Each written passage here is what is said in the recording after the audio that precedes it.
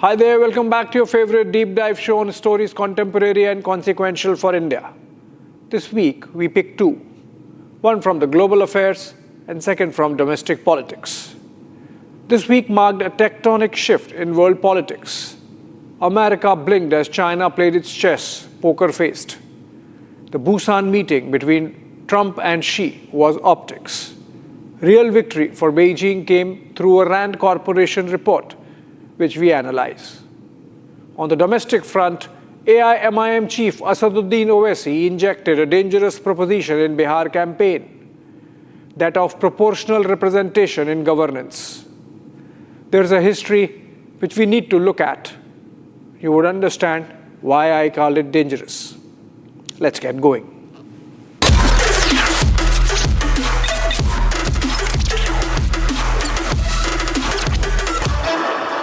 Mr. President, the President of the People's Republic of China. Good to meet you. Great pleasure to see you again. Good to see you again. Me too. And we're going to have a very successful meeting, I have no doubt. This is when they met. US President Donald Trump and Chinese President Xi Jinping projected a picture of control of the situation, even as both sides announced victory after the meeting in Busan, South Korea. Trump, as is his wont, rather loudly, the Chinese in a more restrained manner. Even their opening comments reflected their respective styles. Trump said, "We are going to have a fantastic relationship." Xi said, "On many issues, we do not see eye to eye." 我也很高兴跟特朗普先生见面，再次当选以来30多多次的不同就保持着密切的联系。在我们的共同引领下，中美关系保持增进。前几天，两国经贸团在京都举行新语座谈，就解决各自当前的主要关切大问题的同时，也为我们今天的会晤提供了必要条件。中美两国国情不同，难免有一些分歧。作为世界前两大经济体，时而也会有摩擦，这很正常。面对风浪的挑战，我和总统先生作为掌舵人，应当把握好方向，降下来，让中美关系这次达成平稳前行。 It's a great honor to be with a friend of mine, really for a long time now. Very, very distinguished and respected President of China. And we will be having some discussions. We've already agreed to a lot of things, and we'll agree to some more right now. But President Xi is a great leader, a great country, and I think we're going to have a fantastic relationship for a long period of time. Trump brought the tariffs down by 10% immediately on Chinese imports. The Chinese, on the other hand, said they had agreed to relax rare earth exports to the United States to some extent. Later, it was clarified that the tariff climb down was limited to fentanyl supplies penalties, which means we might be back to square one soon. Ultimately, we might have just seen Act 1 of the jousting match between the world's two biggest economies. I personally quite liked how Xi Jinping called the G2 big economies and not superpowers. Downplaying your cards is always a better strategy than overexposing your strengths, particularly when you are an underdog, which China still claims to be. In a Thucydides trap, as it is called, for geopolitical hegemony with the United States, the Chinese have played the poker little better and are perhaps the only major nation to have looked in the eye of Trump's America, matching steps on the trade war. If Trump thought he could get away with some kind of mind games just ahead of his meeting with Xi by announcing resumption of nuclear tests after a gap of 33 years, China shrugged it off with a foreign ministry mandarin counseling on restraint and leaving it there. There's a reason why China can get away with this. They are now almost equal in size. Warship for warship, submarine for submarine, fighter for fighter, dollar for dollar. And they have worked for decades to build muscle to stare down the United States. Only 20 years ago, this was not so. Sometime in 2006, the then President Hu Jintao was visiting the United States. The American press was having fun, punning on the Chinese leader's name, Hu. The state dinner became an occasion to lampoon the visiting dignitary by the Bush team. But Jintao remained unruffled.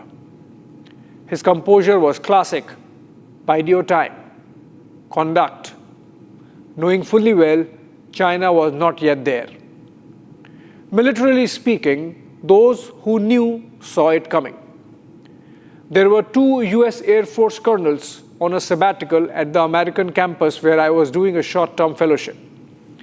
In between breaks, we would catch up, and the 2 officers would get animated while discussing China. You could literally see their hearts pounding, discussing China's war machine. And this was 20 years ago. It has taken that much time for the entire DC ecosystem to come to terms with the rise of the Chinese dragon. This week, the Rand Corporation, the bellwether policy think tank sitting at the head of the American military-industrial complex, came out with a study on United States' relationship with China. It can be seen as marking a tectonic shift in American strategic thinking on managing Beijing's heft. Till now, it's been received wisdom that America is going all out to contain China. That if it comes to pass, America would militarily defend Taiwan. That the entire edifice of the Trump's tariff war has at its foundation a China containment strategy. That pivot to India was a subset of contain China strategy. That Indo-Pacific was a way to strengthen American strategic presence in the Chinese backyard. The Rand paper cuts all this noise. Hello, China. We are here to coexist, not contain. That's the message. Let me get deeper. Titled Stabilizing the US-China Rivalry, the paper argues that 6 somewhat connected principles must guide future conversations in the United States on China. 1. The US should accept the legitimacy of the Communist Party of China. And that itself is huge, given the kind of condescension one sees on the streets of New York and DC about the CCP. 2. Re-establish several trusted lines of communication between senior officials on both sides. Another proof of a humble climb down. 3. Improve crisis management practices. Now that's okay. 4. Create specific new agreements to limit friction over cyber-related issues. Well, that's a big one, given Chinese muscle in cyberspace. 5. Promote nuclear deterrence.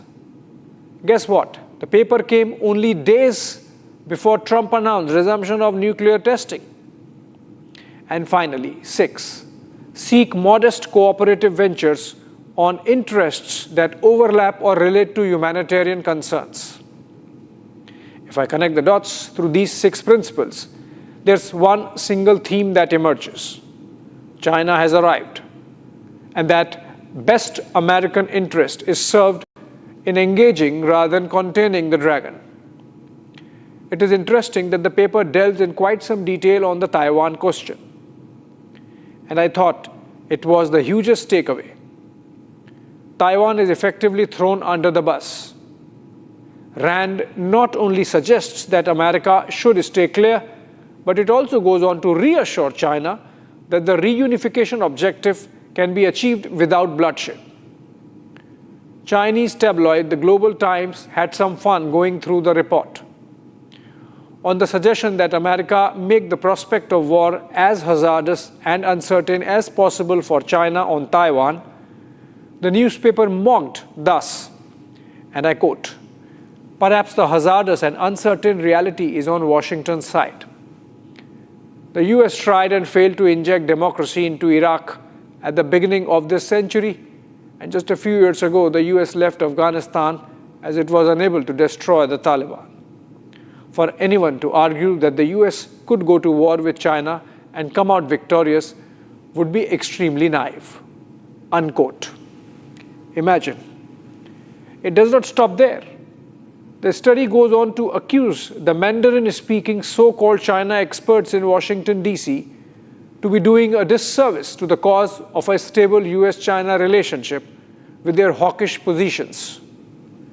These respected authorities fueled an increasingly common view that Beijing had well-established specific and uncompromising intentions that make almost any form of effort to create a meaningful equilibrium on specific issues pointless, the study says.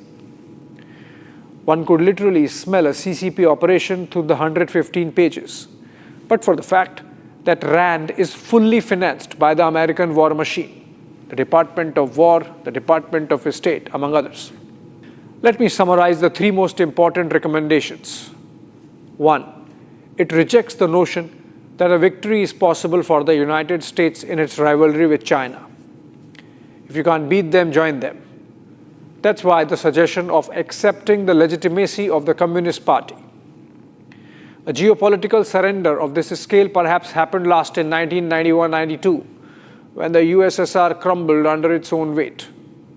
This seems like the American version of a controlled landing of a flight caught in crosswinds just ahead of a touchdown disaster. The report actually says that a military victory is an impossibility.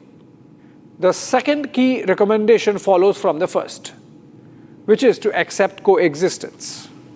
To that end, both sides should accept, in ways that are deeply ingrained and broadly shared among decision-making officials, that some degree of modus vivendi must necessarily be part of the relationship. Third is, of course, the Taiwan question. Once you have surrendered all the possibility of a military challenge, Taiwan is pretty much left to fend for itself, or thrown under the bus. The paper says it in so many words that the United States of America should not oppose peaceful unification of Taiwan with the Chinese mainland. What the heck? The paper goes on to suggest that America should go a step further and create incentives for Beijing to pursue gradual approaches to realizing the dream of reunification. Hold on, it's still not over. Then the paper goes on to counsel Taiwan to not escalate tensions with China.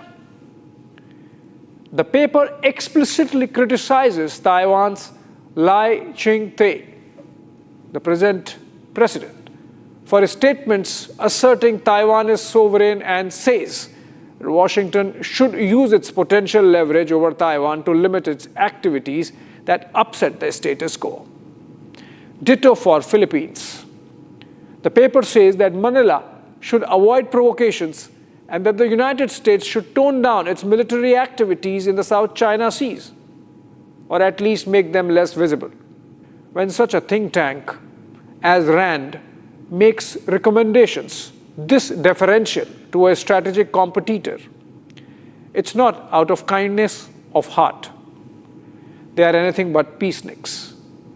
It's because they realize that the material balance of power has dramatically shifted. Brace for it. China has arrived, and America is receding in a shell. Just that it is trying to do it on its own terms of disengagement under the Trump administration. It has been a persistent theme of this show that we are living in a post-American world. If that be the case, then it is to the credit and farsightedness of the Modi government to have not bitten the American bait on the Quad or Indo-Pacific. There was this itch among some in the geostrategic community in New Delhi that let's go for it and militarize Quad, for example. Some wise men in the Modi government saw ahead and resisted. The downhill roller coaster of India-United States relations of last 9 months has proved the vision to be so right. We are in good hands. Moving on. अगर मल्ला का बेटा उप मुख्यमंत्री बन सकता तो क्या आदम का बेटा मुख्यमंत्री नहीं बन सकता? हमको जवाब दिया। अगर मल्ला का बेटा उप मुख्यमंत्री बन सकता तो क्या मोहम्मद का बेटा नहीं बन सकता मुख्यमंत्री? मेरे भाई, फैसला आपको करना है। 17% है, 3% है और 14% है। 14% है तेजस्वी, और आप देते हैं टिकट उनको कितना? 14 है तो 36% टिकट दिया। जो 17% है उनको क्या दिया? उनको लॉलीपॉप दिया और बोला कि बेटा चूसते रहना। This was AIMIM chief Asaduddin Owaisi delivering a stumpy speech at a Bihar campaign rally, or rather inciting the audience to think about community first. A deeply troubling thought, given the trauma of partition we have gone through once, owing to this very idea of proportional communal representation. At first glance, the demand appears rooted in democratic principles. After all, democracy itself is a game of numbers.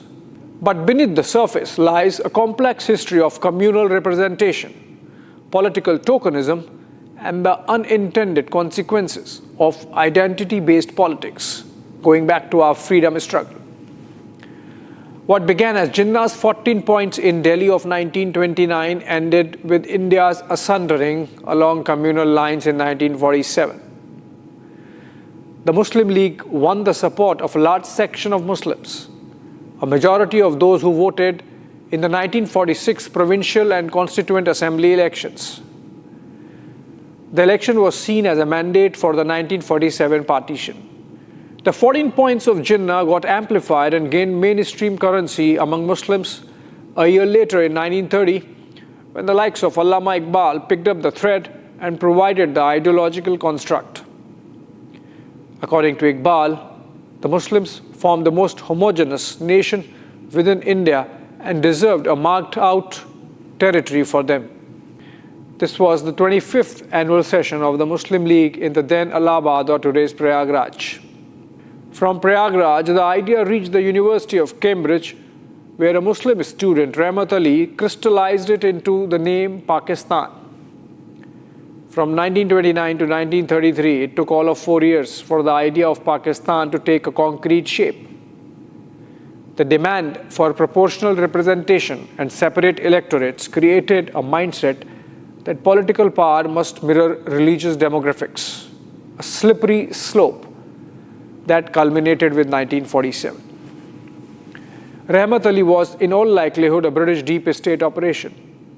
He was not studying any particular course at Cambridge and had no means to justify or sustain his rather lavish lifestyle in London and beyond. It was clear that the ideas and the monies came from the India office of the government looking to balkanize India before the British left. Pandit Nehru was left aghast at the 1946 results and disappointed that all the secular posturing by the Congress came to a naught. After a visit to the Bundelkhand region in the aftermath of the elections, a dejected Nehru wrote to Rajaji that for the masses of the region, it did not matter what position the leadership under Mahatma Gandhi took. They had all turned to their religion as a pivot to politics. Those Muslims who were against partition could be divided into 3 categories or groups. One, who had their heart for Pakistan, but thought that it was a logistical nightmare to mass migrate to a new land, leaving all property behind. Second were those from the Deobandi school who thought that division would weaken the Muslims of the subcontinent, as the almost parity of numbers with Hindus would get divided, and that in the independent India, Muslims would become a minority.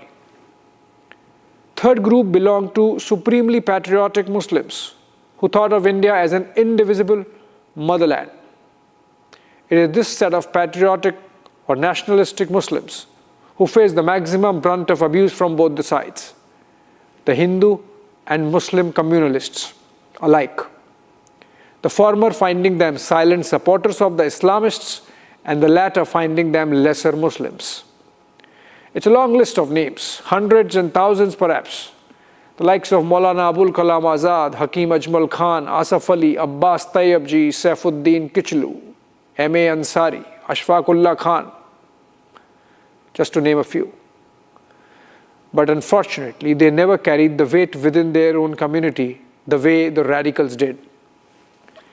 The famous address of Azad from the Jama Masjid in Delhi, post-independence, where he lamented how his own community cut his hands and chopped his tongue and left him ineffective and powerless, buttresses the 1946 argument.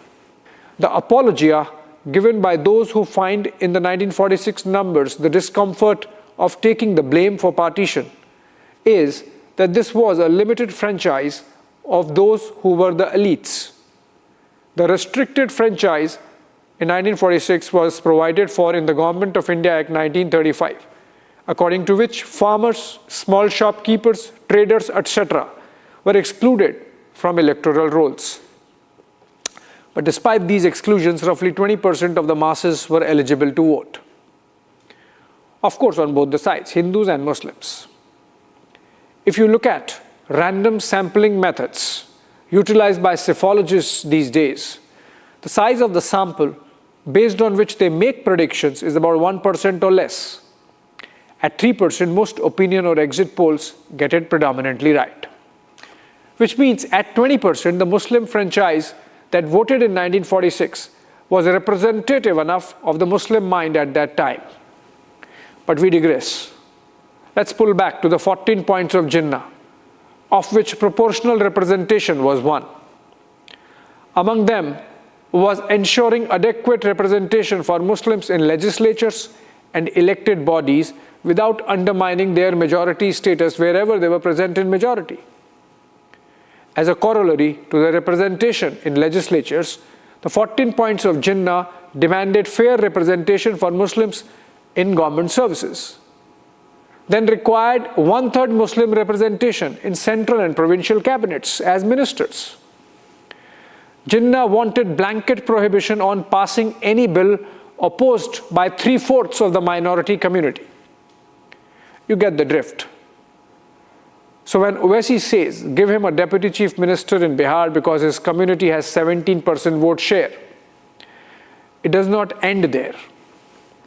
Next would be the Council of Ministers, and then the IAS, IPS, the IFS, then proportional representation at all levels of government in the state and districts. And then, why stop at Bihar?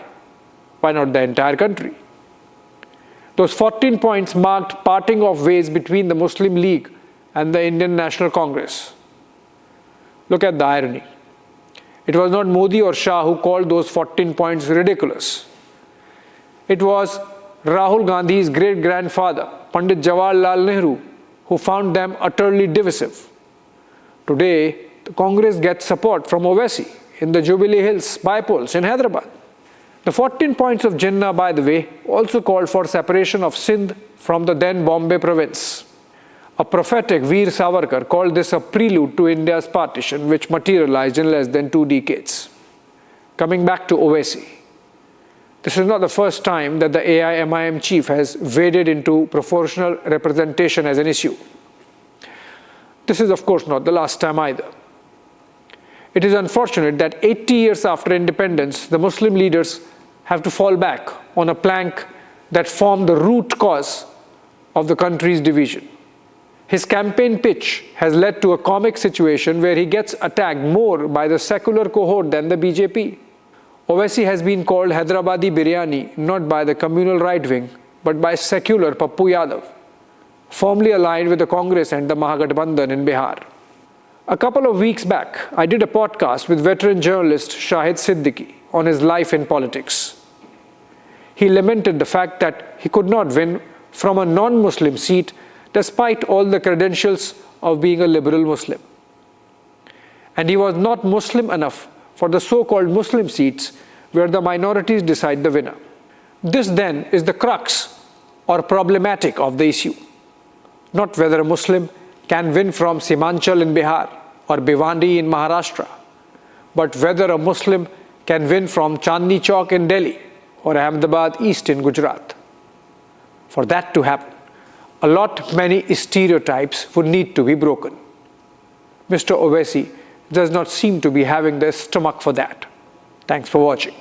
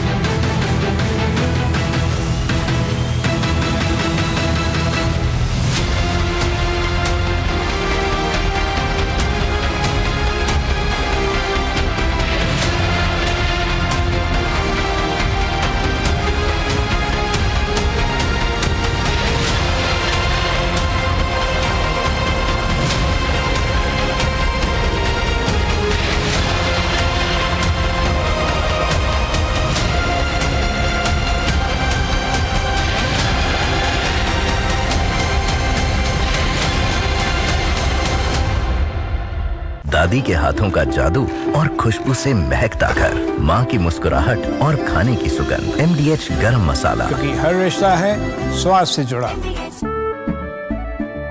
केसरिया से मन जोगी हुआ रे, दिल झूमे देखो मतवारा हुआ रे। केसरिया से मन जोगी हुआ। हर पल मनाओ केसरी त्योहार। विमल, बोलो जुबान केसरी। थोड़े में ज्यादा स्वाद, यही तो है इसकी खास बात। वाओ मम्मा, क्या स्वाद है। अरे मेरे राजा, राजा और मसाला।